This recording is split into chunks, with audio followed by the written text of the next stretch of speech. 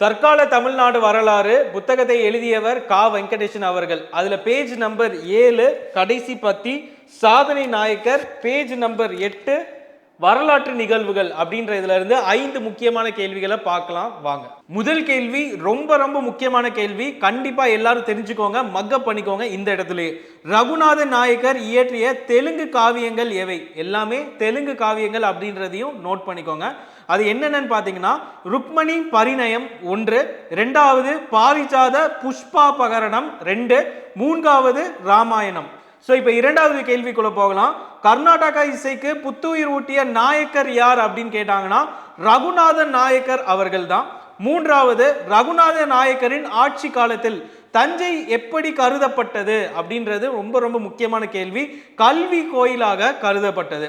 4வது கேள்வி, தஞ்சை நாயக்கர் ஆட்சி காலத்தில் எந்த வெளிநாட்டு மக்களுடன் நட்புறவு ஏற்பட்டது அப்படின்னு கேட்டாங்கன்னா டச்சுக்காரர்களுடன் ஏற்பட்டது.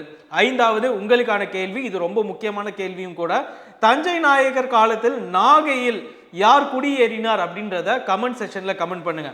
டச்சுக்காரர்களா இல்ல போர்ச்சுகீஸ்காரர்களா அப்படின்றத கமெண்ட் செக்ஷன்ல கமெண்ட் பண்ணுங்க.